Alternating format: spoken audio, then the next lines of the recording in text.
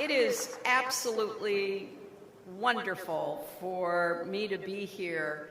I am incredibly grateful. I have been wanting to come back, and I want to acknowledge, I think, and I appreciate, I want to thank, but it gives me a real sense of connection. And so I thank you. I want to congratulate how excited I am. As I was preparing to come, I couldn't help but think back to my very first visit to Arkansas, my very first visit to Hot Springs. I was dating a guy named Bill. He invited me to come down to see for myself. He picked me up at the airport in Little Rock, and I have to confess that I was already sort of in love with the driver of the car, but I fell hard for Hot Springs in Arkansas. And as I made the trip today, so many memories were flooding my mind.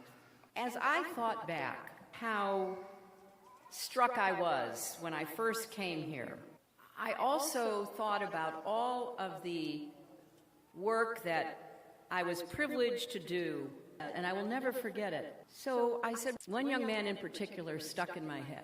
When I asked him, I said, "That's terrific." He asked me if I would chair a commission. I testified before the state legislature because as I had traveled so much around the state over so many years, so I could not be prouder.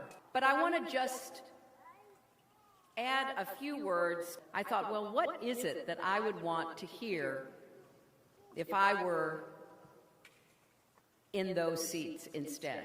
But I think stands the test of time, and I wish I had heard it. I've had a lot of role models in my life. I've been very lucky in that way. You know, there's so much about resilience that I admire. I got a very early lesson from my mother when I was just a little girl. We'd been living in Chicago, and when I was about 3, we moved to a town outside. So there I was, and my mother would dress me up every morning, and she would send me out, often with a bow in my hair. The other kids were not interested in playing with me. They would taunt me, they would circle around me, they would bully me, and they would often pull the bow out of my hair and knock me to the ground. It was the pattern of my life. My mother would say, "Yes, you've got to go out and play. Try to make friends. You must go out." I would go out, the same thing would happen, and I would run back in.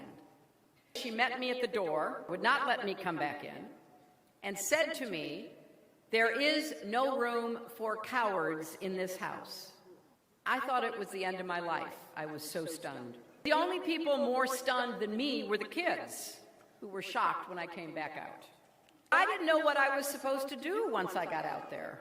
They literally formed a circle around me and pushed a little girl who lived across the street, whose big brothers were among the biggest bullies, into the circle with me, and then urged us to fight with all these little kids, trying to, assert themselves against me.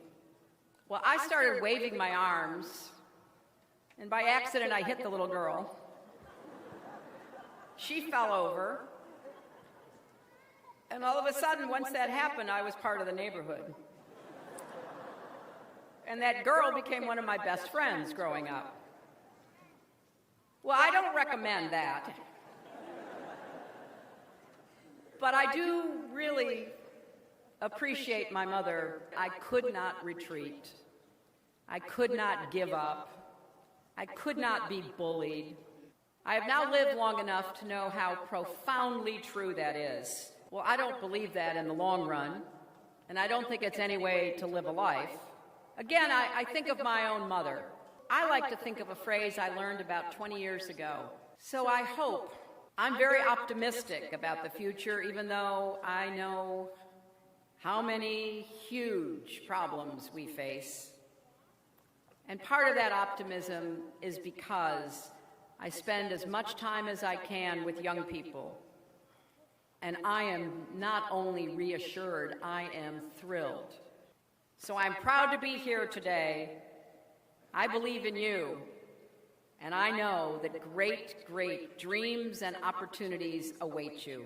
I'm Kyle Olson. Thanks for watching. If you want to see more videos just like this, subscribe right here and visit theamericanmirror.com.